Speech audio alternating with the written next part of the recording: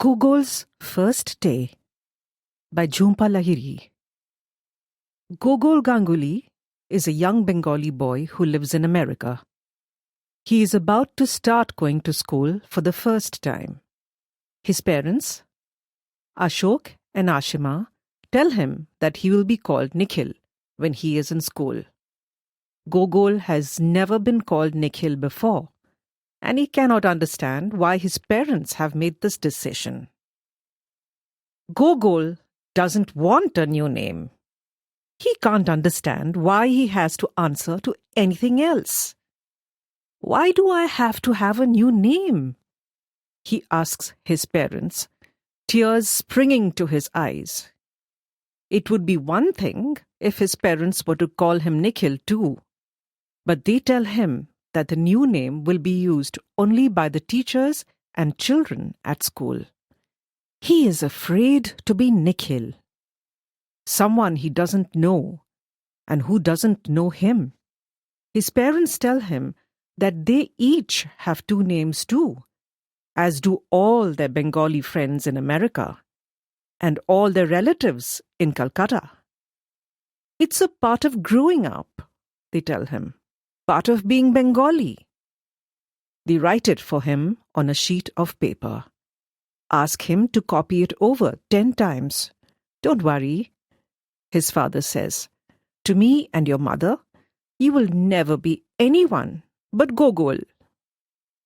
At school, Ashok and Gogol are greeted by the secretary, Mrs. McNabb, who asks Ashok to fill out a registration form. He provides a copy of Gogol's birth certificate and immunization record, which Mrs. McNabb puts in a folder along with the registration. This way, Mrs. McNabb says, leading them to the principal's office. The name on the door says Candace Lapidus. Mrs. Lapidus is a tall, slender woman with short, white blonde hair. She looks at the registration form and smiles kindly at the boy, who is clutching his father's hand. Welcome to elementary school, Nikhil. I am your principal, Mrs. Lapidus. Gogol looks down at his sneakers. The way the principal pronounces his new name is different from the way his parents say it. The second part of it, longer, sounding like heel. She bends down so that her face is level with his and puts her hand on his shoulder.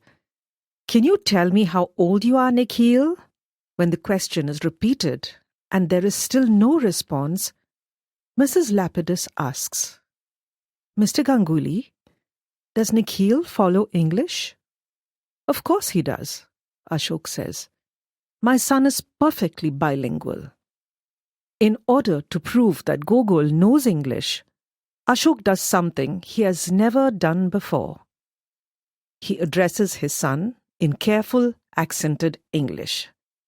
Go on, Gogol, he says. Tell Mrs. Lapidus how old you are. What was that? Mrs. Lapidus says. That name you called him, something with a G? Oh, that. That is what we call him at home only. But his good name should be, is, he nods his head firmly, Nikhil. Mrs. Lapidus frowns. I'm afraid I don't understand. Good name? Yes. Mrs. Lapidus studies the registration form. She has not had to go through this confusion with the other two Indian children in the school. She opens up the folder and examines the immunization record and the birth certificate. There seems to be some confusion, Mr. Ganguly, she says. According to these documents, your son's legal name is Gogol.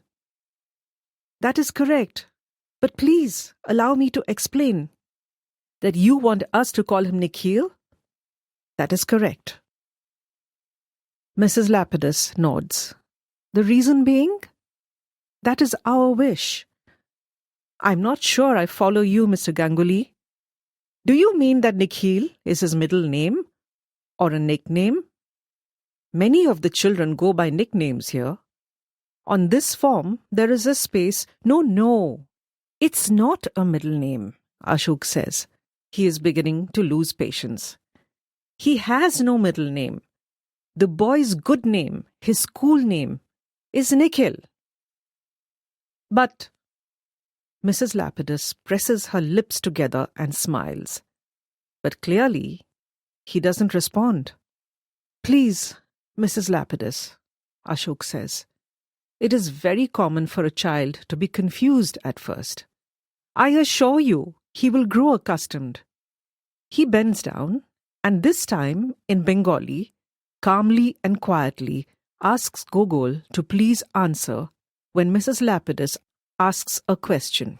Don't be scared, Gogol, he says, raising his son's chin with his finger. You're a big boy now. Though Mrs. Lapidus does not understand a word, she listens carefully and hears that name again, Gogol. Lightly in pencil, she writes it down on the registration form. Ashok hands over the lunchbox and a windbreaker in case it gets cold. He thanks Mrs. Lapidus. Be good, Nikhil, he says in English. And then, after a moment's hesitation, he is gone. When they are alone, Mrs. Lapidus asks, Are you happy to be entering elementary school, Gogol? My parents want me to have another name in school. And what about you, Gogol? Do you want to be called by another name? After a pause, he shakes his head. Is that a no? He nods. Yes. Then it's settled. Can you write your name on this piece of paper? Gogol picks up a pencil, grips it tightly, and forms the letters of the only word he has learned thus far to write from memory, getting the L backward due to nerves. What beautiful penmanship you have, Mrs. Lapidus says. She tears up the old registration form and asks Mrs. McNabb to type up a new one. Then she takes Gogol by the hand and they walk down a hallway with painted cement walls.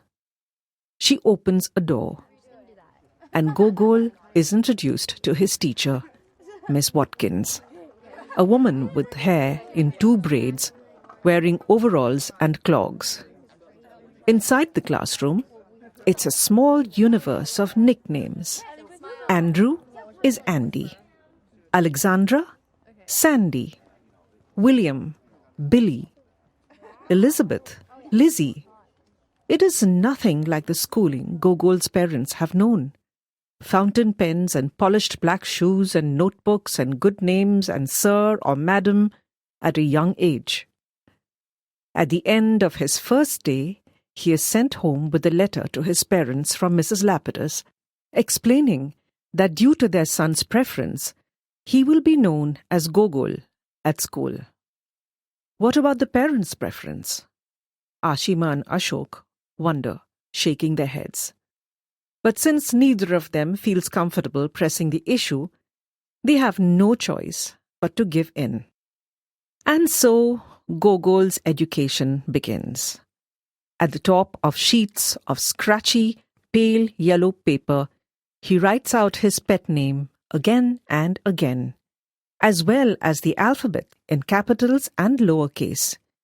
He learns to add and subtract, and to spell his first words. On the front covers of his textbooks, he writes his name in pencil.